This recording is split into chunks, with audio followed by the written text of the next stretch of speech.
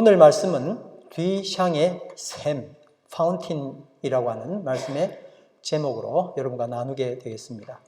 생전 처음 들어보는 이름일 수 있는데 아시는 분은 미술을 하는 사람들은 좀 알 수 있는 아주 획기적인 어떻게 보면 괴짜인 사람입니다. 그러나 오늘 말씀은 정말 너무너무 중요한 이야기입니다. 우리 삶에서 과연 선은 무엇인가? 하나님이 생각하시는 선은 무엇인가? 내가 어떤 선 때문에 이렇게 힘들고 하나님의 선과는 전혀 관계없는 그 선 때문에 화가 나고 기뻐했는가? 혹은 하나님이 기뻐하시는 그 선 때문에 오늘 스트러글하고 여기 나와서 고통하고 주님 너무 내가 힘듭니다 라고 했는가? 그렇지 않으면 세상의 선 때문에 내가 고민했는가 하는 이 문제를 오늘 좀 나누게 되기를 원합니다. 선, 사람이 생각하는 선, 하나님이 생각하시는 선, 어떻게 다른가? 그리고 어떻게 우리는 그동안 선에 대한 지배를 받아왔는가? 참 선은 무엇인가? 이런 이야기를 결론적으로 하게 될 겁니다. 여러분, 말씀을 통해서 큰 은혜 받는 시간 되기를 간절히 바랍니다. 아멘. 1917년입니다. 4월 10일, 4월 달이네요. 뉴욕의 그랜드 센트럴 갤러리에서 열린 독립미술가협회 전시회가 있었는데, 미술 전시회예요. 작품이라고 말할 수조차 없는 충격적인 한 물건이 출품되었습니다. 여러분, 미술전 하면 생각나는 것, 아주 멋진 잘 그린 그런 그림들 아닙니까? 그리고 잘 조각된 작가가 심혈을 기울여서 만들어 놓은 조각품이 올라온다든지 그렇게 하는 것을 이제 생각한 거예요. 그러나 이 물건은 뉴욕 5번가 118번지 철물점에서 구입한 상품, 그것도 참 사람들이, 우리는 잘 모르죠. 우리는 집에서 이 화장실에서 쓰는 휴지도 입 닦으라고 내놓잖아요. 기위들은 뒤집어지죠. 무슨 화장실 그릇을 내놨냐고. 그래서 화장지가 변기와 연관된 건 싫어하잖아요. 참 싫어합니다. 아무튼 그런데 남자 변기를 출품한 거예요. 오늘 예배에서 별로 거룩하지 않은 이야기를 하는 거에 대해서 여러분 용서해 주시기 바랍니다. 그러나 그 갤러리에서는 뒤집어진 겁니다. 이거 말이 되는 소리야? 더군다나 변기고 남자 변기입니다. 알머트라고, R.머트라고 1917년 이렇게 서명되어 있습니다. 여러분 그림 한번 보실래요? 작품명은 샘, 파운틴이라고 명명을 했습니다. 자, 여러분 기가 차지요? 이 미술가 협회, 이게 영어로 하면 인디펜던트인데 안데팡당이라고 이제 프랑스 말로 라고 전시회가 그렇게 이름되어 있습니다. 전시회가 원래 심사 기준은 엄격합니다. 전시회는 그런 살롱전에서 좀 벗어나자. 그래서 심사도 하지 말고 시상식도 하지 말고 소정의 참가비만 내면 출품할 수 있도록 해보자 하고 만들어진 거예요. 독립미술가협회에서 미술 전시를 한 거죠. 그런데 이 샘, 파운틴이라고 하는 이 작품은 정말 예상 밖이었잖아요. 너무 충격적이잖아요. 누가 이런 애도 안 할 장난을 이렇게 치는 거야. 심사위원 사이에는 이걸 전시해야 되는지 말아야 되는지 이제 고민을 하는 겁니다. 원래 안 하기로 했잖아요. 무슨 심사를 해. 그런데 이건 작품이냐 아니냐에 대한 문제잖아요. 그래서 올리냐 마냐 했는데 결국 어떻게 됐을까요? 안 올리죠, 뭐. 그래서 어디다 버려놨어요. 그런데 심사위원들이 뭐라고 이야기를 했냐면은 천하다. 화장지도 천한데 그 변기를 올려놨으니까 미술 전시회에 얼마나 화가 났겠습니까? 그리고 전혀 사람이 창작을 하지 않았잖아요. 이 화가 나죠. 그리고 더군다나 변기니까 비도덕적이다, 저속하다, 표절주의다. 그대로 옮겨놨으니까 이건 표절도 그럼 손 좀 대지. 거기다가 자기 이름 쓰고 1917년은 왜 써요 거기다. 그리고 또 작품명을 파운틴이라고? 무슨 샘이야. 물은 나오긴 나오잖아요. 물은 그것 때는 안 나왔지만. 그래, 이런 것들이 너무너무 화가 난 거예요. 심사위원들에게는. 우리도 똑같을 겁니다. 나보고 심사위원 시켰으면 저도 똑같은 이야기를 했을 거예요. 여러분도 마찬가지일 겁니다. 예술에 대한 모독이라는 평을 받은 이 샘은 전통적인 미술과 미술가의 개념을 송두리째 흔들었던 이야기였습니다. 여러분 1997년, 80년 지났습니까? 소도비 경매에 이 샘이 철물점에서 샀던 이 남자 변기가 176만 2,500달러에 판매되었습니다. 근데 이 샘은 프랑스 미술가 듀상이 당시 자기 자신이 심사위원장이었던 바로 그 안데 팡당 전에 알머트라는 가명으로 출품한 거예요. 내 자신이 심사위원장인데도 불구하고 그 작품을 거기다가 올린 겁니다. 이렇게 변기는 남자 변기를 보셨는지 모르겠지만은 바로 놓으면 세워지지 않으니까 이제 뒤집어 놓은 거예요. 이렇게 뒤집어 놓은 변기로 현대 미술계를 뒤집어 놓음으로 듀상은 현대 예술의 시발점, 현대 예술에서 우리가 현대 미술가 이러면 잘 아는 사람이 누굽니까? 피카소 아니에요. 피카소는 잘 알잖아요. 근데 이 사람은 호불호가 너무 갈리니까 잘 몰라요. 듀상이 누구야? 잘 몰라요. 근데 피카소보다 더 많은 큰 업적을 끼친 미술가라고. 아니라는 사람은 웃기는 사람이야 이렇게 하겠지만 미술적으로는 엄청난 영향을 끼친 사람이라고 평가되었습니다. 샘이라는 이 작품은 2004년 11월에 영국 터너상 시상식에서 참석한 미술 전문가 500명으로부터 20세기 가장 영향력 있는 예술 작품이라고 선정되기도 했습니다. 이 작품 때문에 개념 미술, 설치 미술, 대지 미술 이것들이 다 시작된 거나 마찬가지입니다. 자, 질문합니다. 여러분 말이 됩니까? 어떻게 남자 변기를 거꾸로 갖다 놓고는 자기 이름 쓰고 거기다가 샘이라고 명명하고 그게 작품이냐고요. 아무도 이해 못할 겁니다. 저도 이 이야기를 영상을 통해서 몇 번을 들었는데 듀상이라는 이름 자체가 생각이 안 나요. 그때 변기라고 누가 내놨지? 웃기는 사람, 괴짜 정도만 생각했지. 그러니까 거기에 많은 해설들을 늘어놨는데 저 자신이 억셉트가 되지 않았어요. 여러 전문가들이 나름의 설명을 붙였는데 제가 개인적으로 가장 설득력 있게 이 주장을 들은 것 때문에 드디어 듀상이라는 이름이 저 머리에 박히게 되었습니다. 물리학자, 물론 이분은 크리스찬도 아니고 그렇습니다. 김상욱 교수의 이야기가 이렇습니다. 데모크리토스는 우주의 근원, 그러니까 쪼개고 계속 쪼개보니까 원자가 나오더라 이거예요. 그 점이나 그 원자, 그것에는 아무런 가치가 없다 하는 거예요. 그냥 더 높고 더 낮은 게 없고 그냥 원자는 원자 그대로예요. 아무런 가치가 없다. 우주에는 어떤 것도 가치가 없다. 다만 가치는 지금 우리가 몇 주에 걸쳐서 가치 이야기 하잖아요. 그죠? 가치는 만들어진 최종 물건에 멀리서 좀 떨어져서 거리를 두고 의미를 부여했기 때문에 생기는 거다. 어떤 것도 가치 있는 것이 없다. 그러나 누군가가 멀리서 그걸 보고 거기에 의미를 부여하면 가치가 생긴다.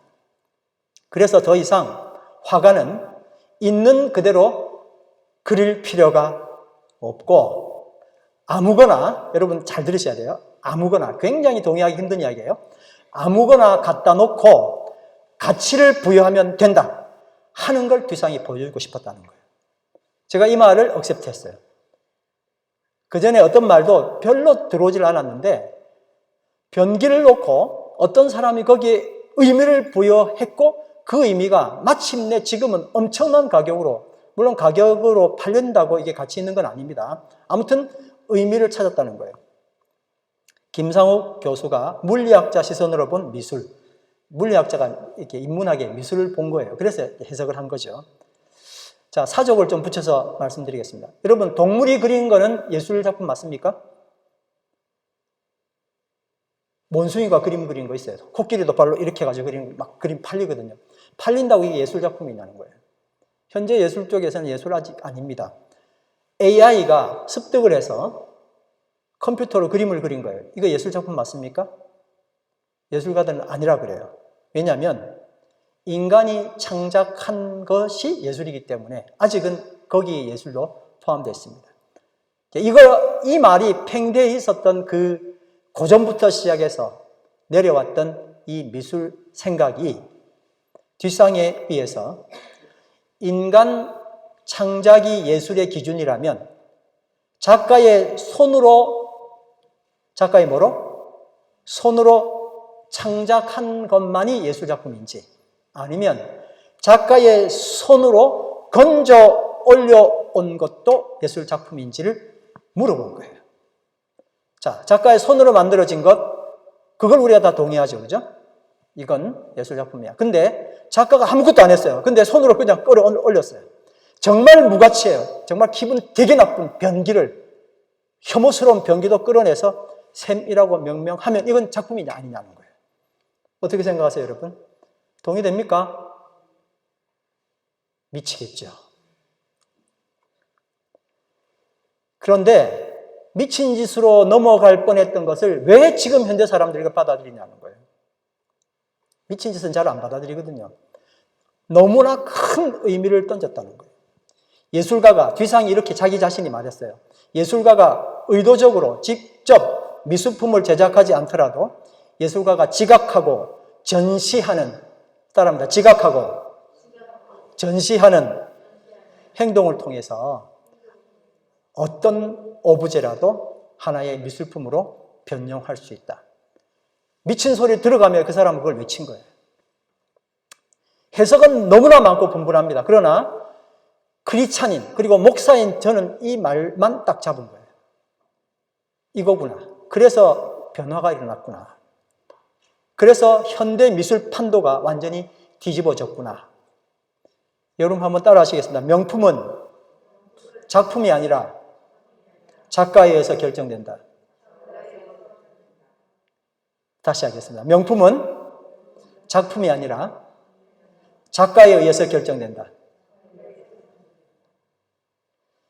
비록 병기라는 상품이라도 우리는 상품은 취급 안 합니다. 상품이 어떻게 상품이죠? 공산품이 어떻게 예술이 됩니까? 그것을 작가가 의미를 가지고 전시하면 곧 가치가 되고 예술작품이 된다는 겁니다. 자, 중요합니다. 이제 사람도 마찬가지입니다. 나의 모습, 현재의 형편, 능력, 유무에 의해서 내 자신이 판단되고 내가 화가 나고 어떨 때는 절망에 빠집니다. 시중에 파는 병기, 그보다 더 못할 수 있습니다. 그런데 이건 작품이 결코 될 수 없어 편견입니다. 이건 가치가 없어 편견입니다. 그러니 다만 누구의 손에서 선택되고 의미가 되고 전시가 되는지에 따라서 내 가치가 달라지는 거예요. 할렐루야! 나는 내가 잘하고 내가 뭔가 할 수 있어야 가치가 있는 줄 알았는데 전혀 안 되라는 거예요. 변기는 그걸 이야기하고 싶었어요. 손도 안 댔어요, 그 사람이. 그런데 그 더러운 것에서 건져내서 변기라는 말 자체가 얼마나 우리에게 지금 이렇게 이야기가 되는 겁니까? 남자 변기. 그걸 끌어내서 거기에 가치를 둔 거예요. 샘이라고 하는 가치를 그 작가가 둔 거예요.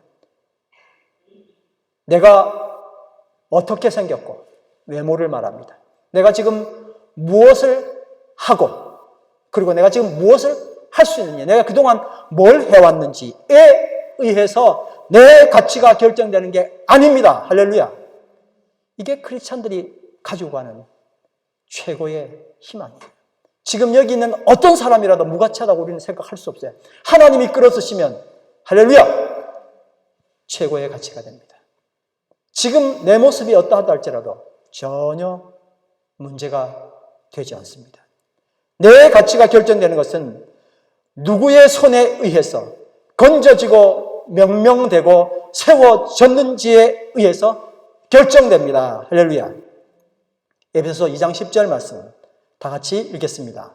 우리는 하나님의 작품입니다.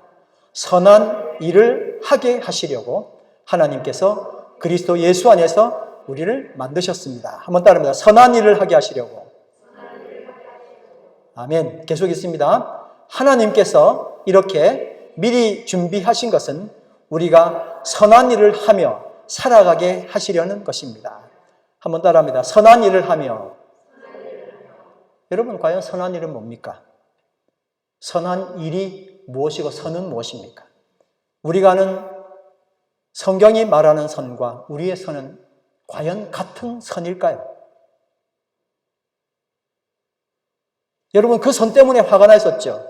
왜 저 사람은 저걸 하지 않는 거야? 근데 그게 하나님께서 원하는 선이라는 거예요.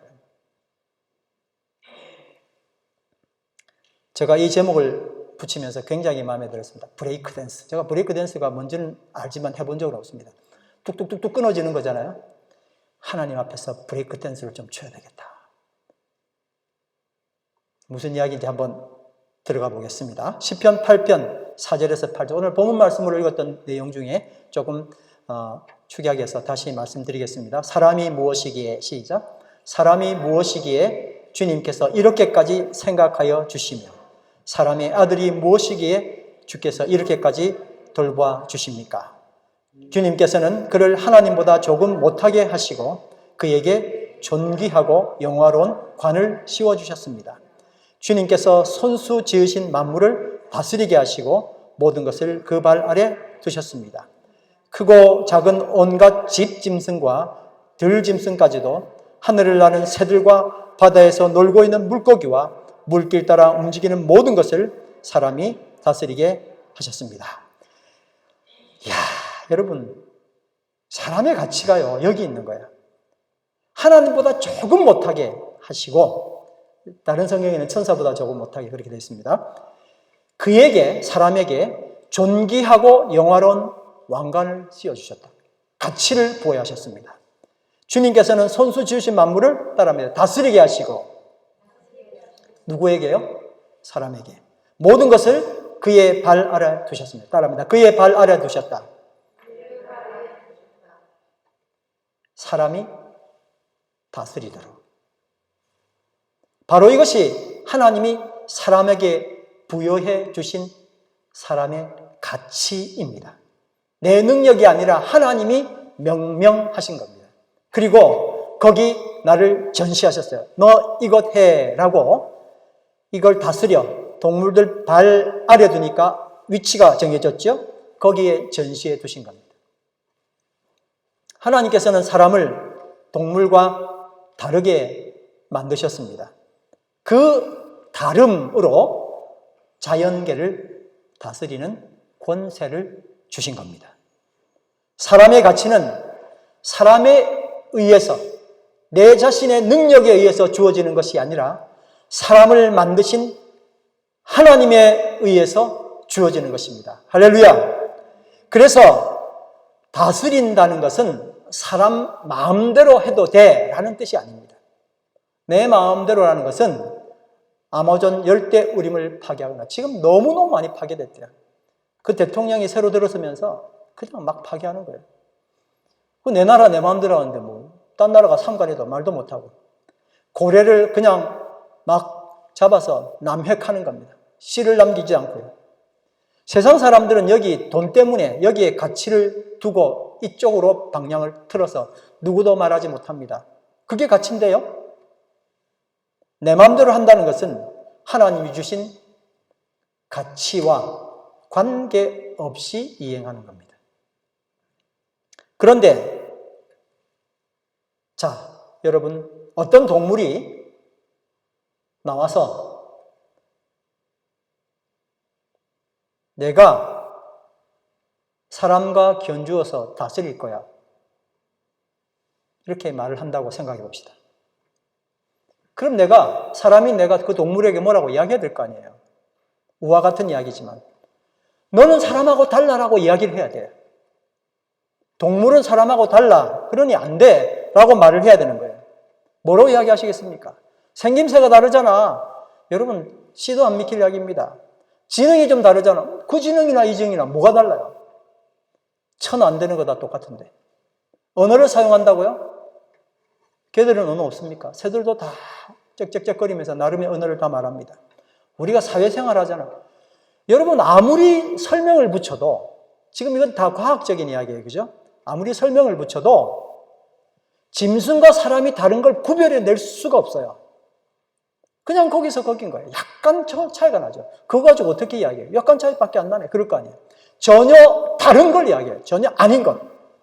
데모크리토스가 우주의 근원, 그러니까 원자나 점은 아무런 가치가 없다라고 말한 것처럼 결국 과학적으로 따져보면 사람이나 짐승이나 아무것도 다른 게 없습니다.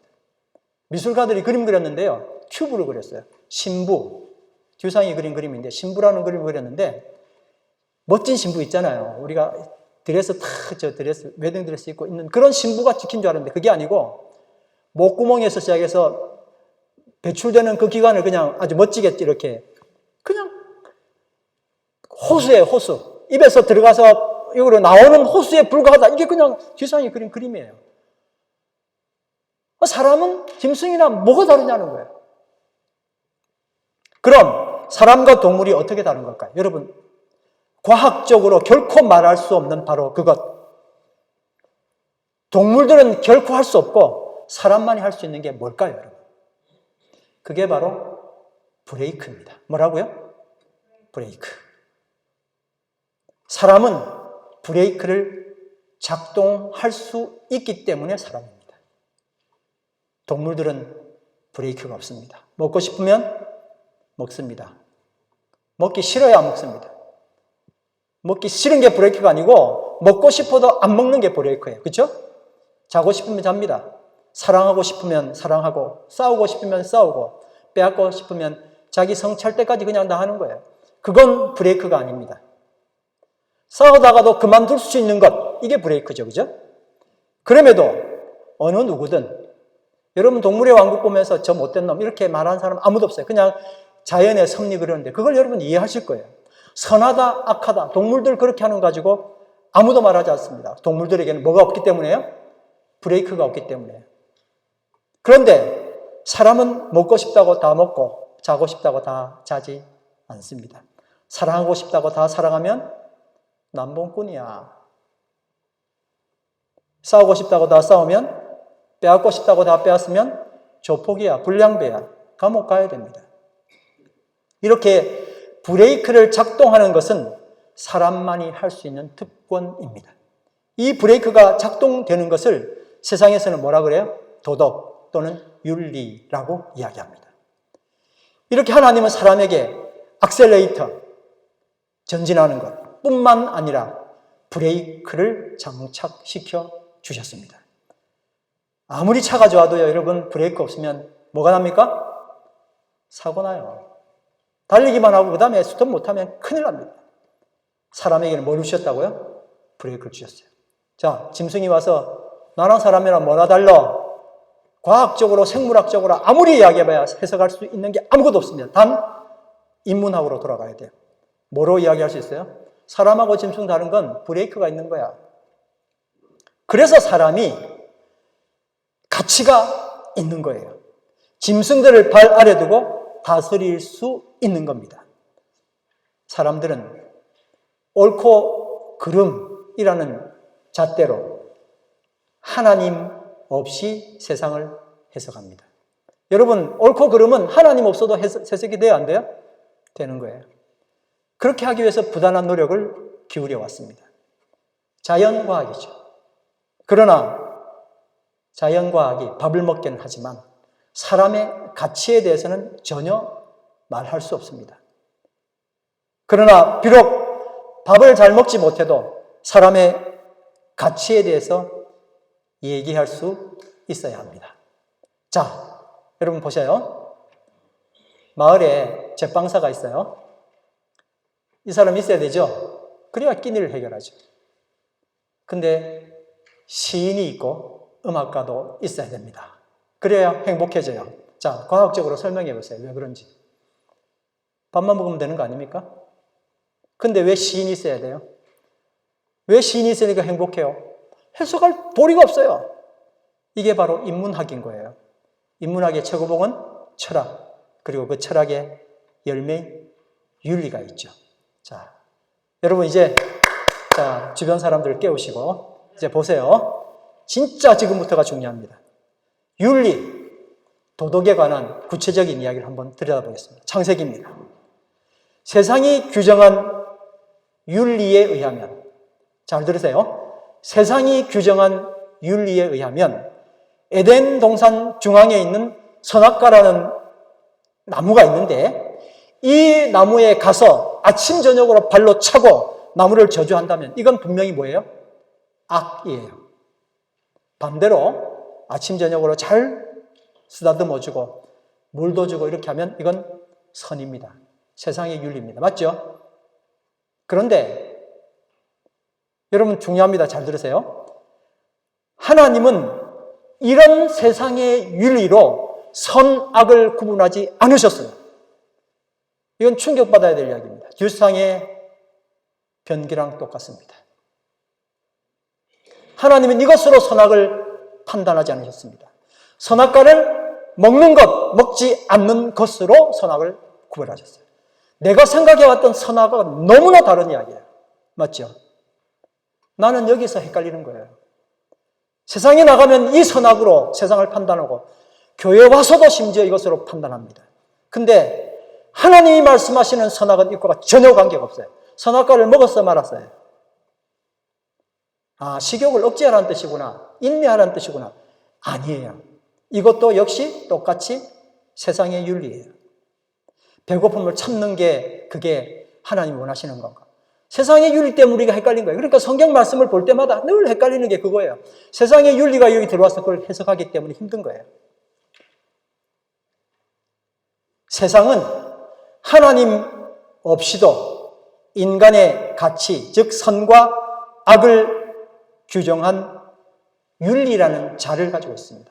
그런데 하나님은 이런 윤리를 실현하거나 거부하는 것을 선악이라 말씀하시지 않으셨어요. 세상 사람들은 하나님이 전쟁 이기게 만들고 하는 걸 무슨 하나님이 전쟁이 하나님, 구약 보면 정말 하나님 희한하네 라고 이야기를 합니다.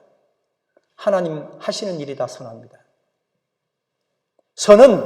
선과 악은 우리에게 너무나 익숙한 윤리, 도덕이 아니라 하나님과의 관계였습니다. 할렐루야. 선과 악은 뭐라고요? 윤리가 아니라 하나님과의 관계입니다. 다시 한번 이야기합니다. 선과 악은 뭐라고요?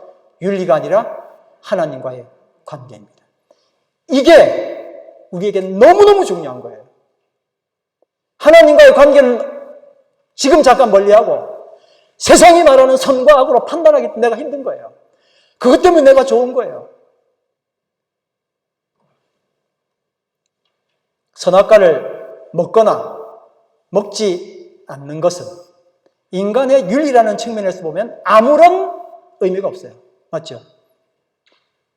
선악과를 먹는 것과 안 먹는 게 뭐가 윤리적으로 그게 선이 되고 악이 됩니까? 차라리 선악과를 발로 차는 게 오히려 악이고 죄가 되는 거예요. 나쁜 짐승이나 비바람으로부터 선악과를 잘 돌봐주고 매일매일 선악과를 따먹으며 죄의식이 전혀 없는 것은, 그것이 더 선하다고 생각하는 것은 이 세상이 나에게 준 죄의 개념입니다. 충격적이지 않습니까?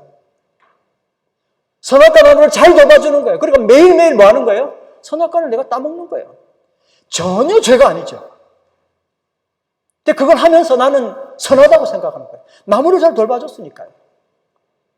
이걸 우리는 지금껏 선이라고 생각했어요. 선악과 따먹는 건 아무런 문제가 되지 않았었어요. 선악과 따먹는 건 뭐예요? 하나님 말씀을 배격하는 거잖아요.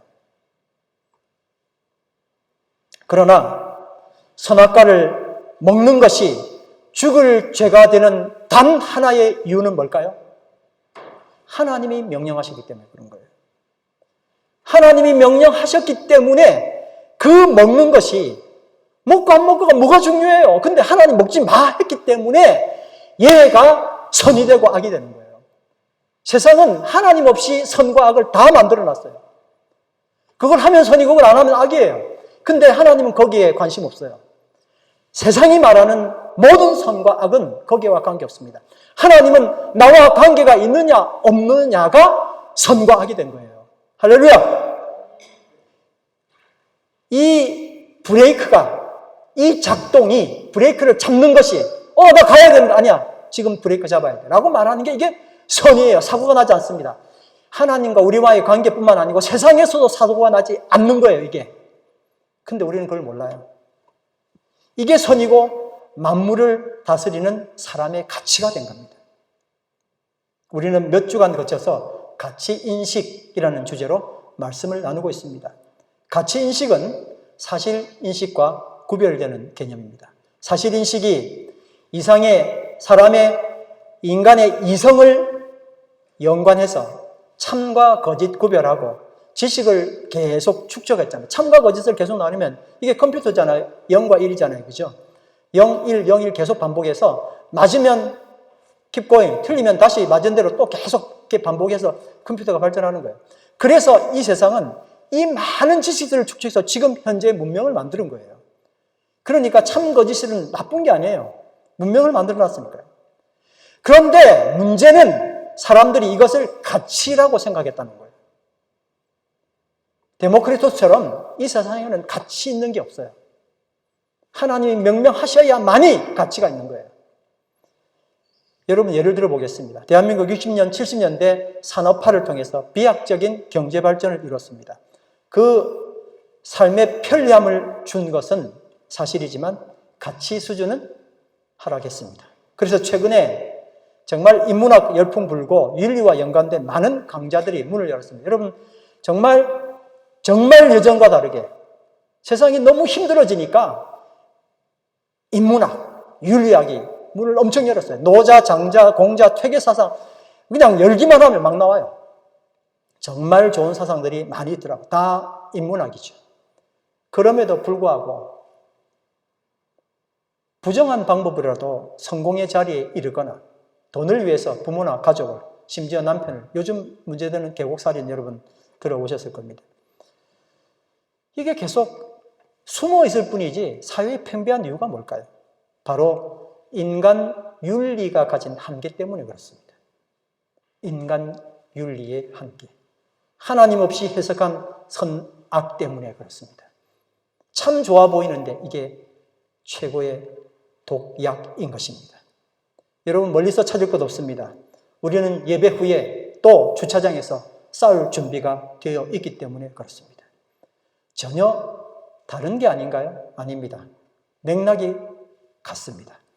크리스찬이라고 생각하는 내 가치가 세상의 가치와 같기 때문에 그렇습니다. 그래서 예배 후에 우리는 주차장에서 성도들과 얼마든지 싸울 수 있는 필요, 충분 조건을 다 갖추고 있는 겁니다. 그렇기 때문에 가치 인식에 관한 바른 이해는 지금 코로나 시대 살고 있잖아요. 코로나 시대가 문제가 아니고요. 포스트 코로나가 더 문제예요. 이제 어떻게 할 건데요? 그 포스트 코로나 시대를 살아가는 우리한테 너무나 중요한 과업이 된 거예요. 코로나19는 사실을 기반으로 윤리를 호소하던 전 인류에게 하나님만 바라봐야 돼, 하나님과의 관계가 중요해 라고 말했던 대홍수, 그리고 종교개혁에 비견되는 인류 최대의 사건이라고 여러 신학자들이 이야기하고 있습니다. 사실인식과 인간 윤리는 X축입니다. 뭐라고요? X축.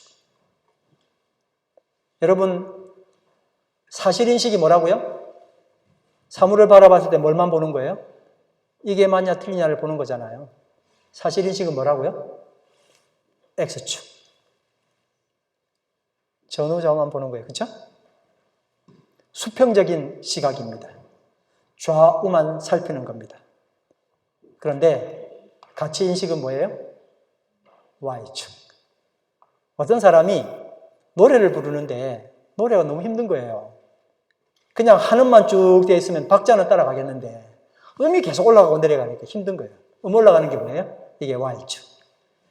리듬만 있는 건 X축.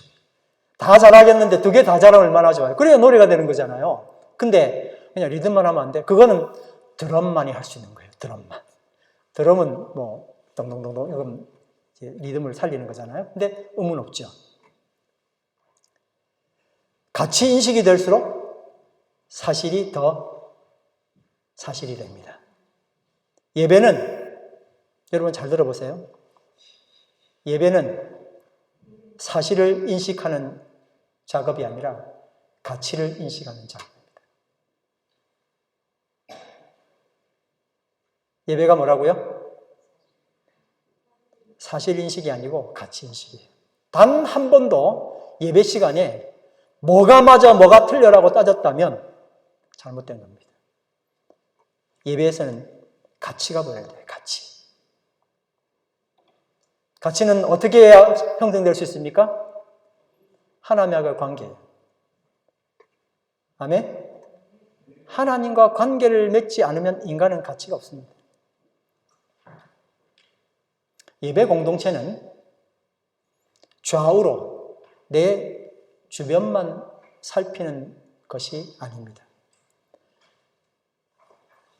가치인식은 사실인식과 다르다 그랬어요? 뭐라고요? 사실만 보는 것은 옆으로만 보는 거예요. 그렇죠? 가치는 뭐라고요? 아래 위로. 자, 한번 해봅시다. 자, 사실인식은 뭐라고요? 옆으로 보는 거예요. 이 인간이 뭐라 그랬지, 이 인간이 뭐라 그랬지 하는 거예요. 자, 근데 가치인식은 뭐라고요? 하나님과 나를 보는 거예요. 하나님과 사람 보는 거예요. 그러니까 위아래를 보는 거예요. 할렐루야. 뭘 해야 된다고요?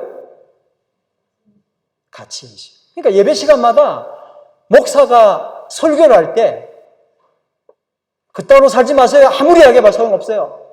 하나님과의 관계가 뭐냐고 계속 이야기하고 있잖아요. 주를 찬양합니다. 여기에 임하시옵소서. 주님, 왜 그래요? 아래 위가 있기 때문에 그런 거예요. 예배 공동체는 좌우로 내 주변만 살피는 것이 아니라 하나님과 사람을 살피는 공동체입니다. 그러니까 가치인식은 따지고 드는 이성 문제가 아니라 의지, 브레이크예요. 할렐루야. 이성은 따지게 만듭니다. 나름 정당성을 확보해야 되니까요. 따지고 보니까 손해가 보이네요. 예배 공동체는 무슨 공동체라고요? 손해 공동체. 근데 따지게 되면 손해가 보입니다. 갑자기 억울해집니다. 싸우게 됩니다. 여러분, 이미 정당성을 잃은 주장을 다 나왔는데 답은 떨어졌는데 계속하게 됩니다. 그러다가 뭐가 생겨요? 화가 나죠. 따지는 것이 더 가치가 있어 보이는데 이렇게 결코 아니라고 증명하게 됩니다. 의지는 굉장히 중요한 말입니다. 의지는 감정이 아니라 이성을 억제해야 하는 겁니다. 한번 따라해 보실래요? 의지는 감정이 아니라 이성을 억제하는 것이다. 이 의지는 뭐냐면 하나님의 뜻입니다. 하나님의 의지, 하나님의 God's will입니다. 여러분, 하나님 뜻 이러니까 갑자기 너무 많이 듣던 말인데 하고 갑자기 확 포기하셨거나 쑥 스킵할 수 있습니다. 교회에서 너무 자주 쓰는 말이잖아요. 별 영향력 없습니다. 늘 해왔는데요. 늘 듣고 집에 갈 때는 하나님 뜻 딱 잊어버리고 좌우 살피기만 하고 왔는데요. 지난주에 주차장 이야기, 두 성도 싸운 이야기 했었습니다. 남 이야기가 아니고 바로 내 자신의 이야기인지 또 우리는 스스로 까먹거나 착각하거나 아니라고 우깁니다. 이미 하나님의 뜻은 언제나 무시됩니다. 마치 경찰이 정복 입고 도둑질하고 패싸움하는 것과 똑같습니다. 우리는 이미 크리스찬이기 때문에 크리스찬 옷을 입었어요. 아니라고 이야기도 소용없습니다. 근데 똑같이 그 죄를 짓고 있습니다. 목사나 장로, 교회 리더십들은 좀 더 화려하고 멋진 정장을 입겠죠. 그 이름이 있으니까요. 근데 그것 입고 패싸움하는 것 똑같습니다. 벗으나 입으나 우리는 똑같이 다 뭐예요? 크리스찬이에요. 두 사람 다 감정 누르고 이성적으로 생각한 겁니다. 물론 정말 감정이 센 사람들은 감정 못 이기고 하는 싸움들이 굉장히 많습니다. 근데 적어도 공동체 생활 5년에서 10년 이상 한 사람은 감정으로는 못해요. 감정하면 이미 티가 나잖아요. 그러니까 감정을 안 하고 감정을 억누르고 난 다음에 어디로 가냐면 이성으로 가는 거예요. 이걸 잘했다고 생각하는 게 문제라는 거예요. 이성으로 가면서 뭘 하는 거예요? 감정을 눌렀으니까 그것도 힘들지만 겨우 눌렀잖아요. 주의 은혜로 내가 감정을 눌렀어. 아니에요. 이성으로 가면서 참이냐 거짓이냐를 따지는 거예요. 윤리적이냐 비윤리적이냐를 따지기 시작하는 거예요. 그래서 똥차 피하려다가 쓰레기차 만난 거예요. 제가 이 표현을 안 쓰려고 그랬는데 진짜 똥차예요. 감정은요. 근데 쓰레기차가 이성이라니까요. 감정을 추스른 후에 아무리 생각해도 이건 아니야. 이러면서 이성이라는 고통의 길로 들어섭니다. 그래서 크리스찬들이 그 다음 단계로 못 가고 힘들었던 거예요. 이것으로 나를 무시하는 저들에게 나의 가치를 가르쳐준다고 생각했습니다. 그래서 싸운 겁니다. 그러나 예배드리면서 우리는 단 한 번도 이성을 교육받지 않습니다. 오히려 하나님의 의지를 매주일 철저하게 교육받는 거죠. 할렐루야. 하나님의 의지를 이야기했잖아요. 근데 이 의지가 내 이성하고 만나면서 이성이 맞다고 생각한 거예요. 예배는 내 이성을 극대화시키는 것이 아니라 내 이성을 하나님의 의지에 굴복하는 것입니다. 할렐루야. 그리고 이것이 오히려 내 가치를 극대화시켜줍니다. 동의하십니까? 하나님의 의지에 내 이성을 굴복했을 때에 내 가치가 올라가는 거지, 내 이성이 하나님의 의지를 정말 파괴해버렸을 때 내 의지가 그것 때문에 내 가치가 절대 올라가지 않더라고요. 동의하시죠? 로마서 12장 1절 2절 말씀. 형제 자매 여러분, 그러므로 나는 하나님의 자비하심을 힘입어 여러분에게 권합니다. 여러분의 몸을 하나님께서 기뻐하실 거룩한 산 제물로 드리십시오. 이것이 여러분이 드릴 합당한 예배입니다. 여러분은 이 세대의 풍조를 본받지 말고 마음을 새롭게 함으로 변화를 받아서 하나님의 선하시고 기뻐하시고 완전하신 뜻이 무엇인지 분별하도록 하십시오. 뭘 분별하라고요? 따릅니다. 선하시고. 선이 뭡니까? 하나님이 우리를 선을 행하라고 우리를 작품 만들었는데 선이 뭐냐고요? 내 몸을 살아있는 제물로, 그러니까 매일매일 죽는 걸 말하는 거죠. 제물이니까 죽어야죠. 근데 또 살아있어요. 그러니까 산 제물이 된 겁니다. 이게 하나님이 선하다고 여기신다는 거예요. 기뻐한다고, 완전하다고 여기시는 뜻이랍니다. 우리는 매일매일 매 순간 이성을 하나님의 의지에 굴복시킴으로 하나님께 살아있는 제사를 드리게 됩니다. 아멘. 이것으로 사람은 최고의 가치를 부여받은 자의 기쁨을 누리는 겁니다. 내가 살아서 튀어야 가치가 있는 게 아니더라고요. 아니, 내가 살아서 튀어야지. 남들이 날 인정도 안 하는데 내가 튀어야 되지 않나? 여러분, 거꾸로 이야기하면 이렇게 딱 부러지고 옳고 그름 정확하게 말하고 이렇게 하는 사람들 다 봤잖아요. 그 사람 가치가 있던가요? 왜 저래 그랬죠. 그러면서 나도 따라한단 말이에요. 남이 그러는 거 보면 무가치했다는 거 이미 다 알아챕니다. 나는 예외가 있습니까? 나는 아닙니까? 내 경우는 다릅니까? 초록은 동색이라는 말이 있습니다. 풀색은 녹색이다. 같은 색이다. 그런 뜻입니다. 아닌 척해도 나는 풀색이야. 그래봐야 그게 그냥 초록색이야. 그런단 말이에요. 한국 사람은 초록색도 전부 다 파란색이라고 그러잖아요. 신호등 푸른 불빛이 녹색인데 파란색 그러잖아요. 어차피 똑같아요. 그 색이 그 색이라는 거예요. 색 좀 다르잖아. 뭐 굳이 따져봐야 거기서 거기입니다. 따지는 사람 굉장히 가치 있어 보이죠? 아니라고 우리는 스스로 그 사람에게 말하잖아요.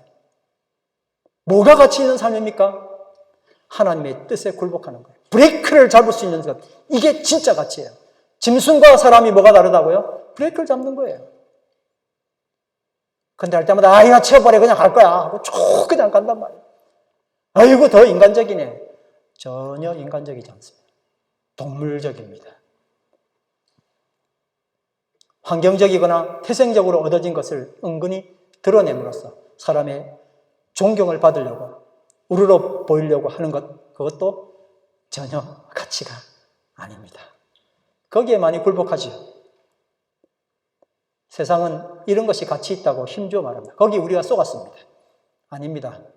전혀 아닙니다. 선교사들, 헌신하는 목사들 보면 여러분 이런 것에 가치 두지 않습니다. 얼마나 많이 하나님 말씀에 순복하느냐는 거예요. 내가 할 게 여기 있는데 그거 스톱하는 거예요. 그 능력이 가치를 만들어내는 거예요. 할렐루야. 사람의 가치는 하나님의 의지에 복종하는 것에 있습니다. 먹을 수 있지만 하나님 말씀하심으로 선악과를 따먹지 않는 것이 세상은 결코 말하지 않는 선이고 사람의 가치입니다. 멋진 브레이크 댄스입니다. 할렐루야. 이 브레이크 댄스를 매일매일 추시길 간절히 바랍니다. 오늘 아침에 한판 하고 오신 분들 계시죠? 왜 한판 했습니까? 만약에 세상이 말하는 선과 한판 했다면 잘못된 겁니다. 주님께서 허락하신 그 브레이크 때문에 내가 힘들어도 예배드리면서 하나님, 당신의 말씀에 순종하기를 저 영혼이 주의 말씀에 주의 뜻에 따르기를 원합니다라고 말하는 브레이크 댄스를 추게 되시길 간절히 바랍니다. 세상의 가치 공식은 뒷상에 의해서 허물어졌습니다. 상품으로 이미 만들어진, 그래서 작품으로 전혀 인정받지 못하고 더군다나 화장실에서 사용되는 천대받는 변기임에도 위대한 예술가의 손이 들려지고 의미가 부여되고 전시되면서 이 변기는 현대 예술의 물꼬를 트는 진짜 그야말로 스프링 파운틴이 된 것입니다. 사람의 가치는 하나님에 의해서 결정됩니다. 거기 내가 초치면 안 됩니다. 그 태생이 어떠하든 간에 심지어 지금 최악의 상황에 놓여있든 그건 전혀 문제가 되지 않습니다. 하나님이 의미를 부여하셨어요. 세상을 향해서 전시할 때에 사람은 최고의 가치가 있는 피조물이 됩니다. 할렐루야! 시편 8편 5절 말씀, 금주의 암송 말씀입니다. 시작. 주님께서는 그를 하나님보다 조금 못하게 하시고 그에게 존귀하고 영화로운 왕관을 씌워주셨습니다. 하나님이 하셨습니다. 할렐루야! 우리 다 같이 일어나셔서 찬양합니다. 진짜 브레이크가 이 고난 속에 있습니다. 이 브레이크 댄스를 같이 추게 되기를 간절히 바랍니다.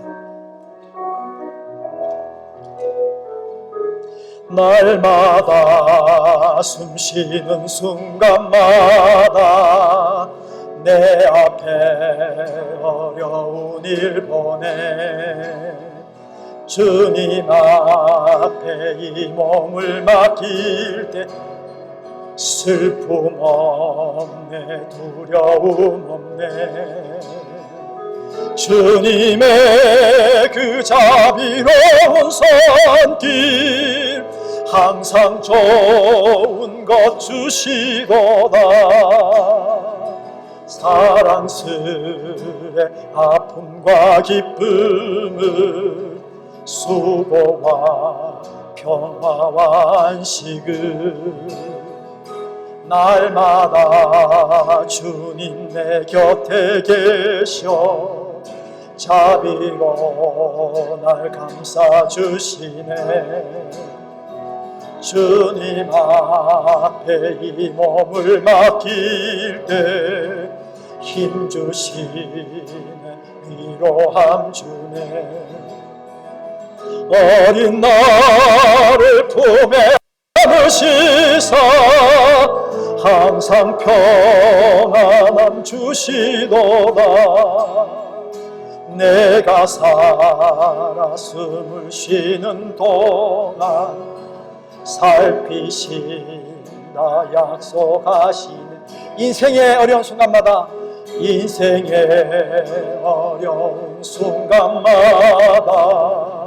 주의 약속 생각해보네.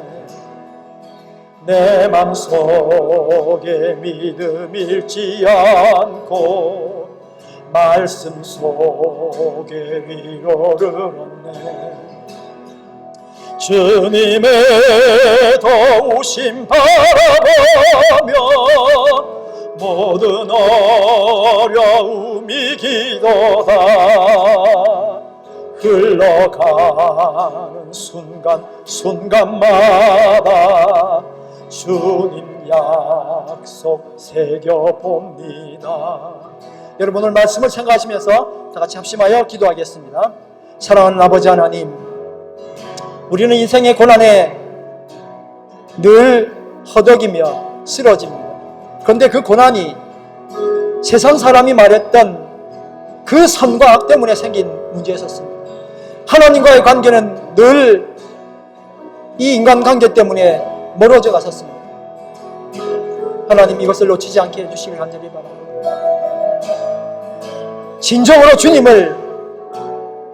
주님의 말씀에 주의 뜻에 굴복하는 브레이크를 잡을 수 있도록 도와주시옵소서. 인간이 짐승과 다른 게 이 브레이크인데, 짐승보다 못한 삶을 살면서도 내 얼굴 때문에 맞다고 내가 인간이라고 생각할 때가 얼마나 많이 있습니다. 우리의 삶을 통하여 주님 의지하고 주의 뜻을 따르는 하나님의 사람 다 되기를 원합니다.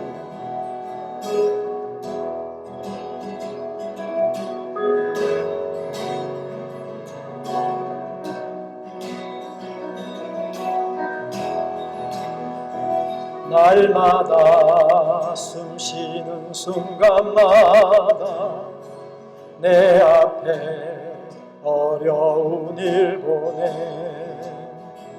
주님 앞에 이 몸을 맡길 때 슬픔 없네, 두려움 없네.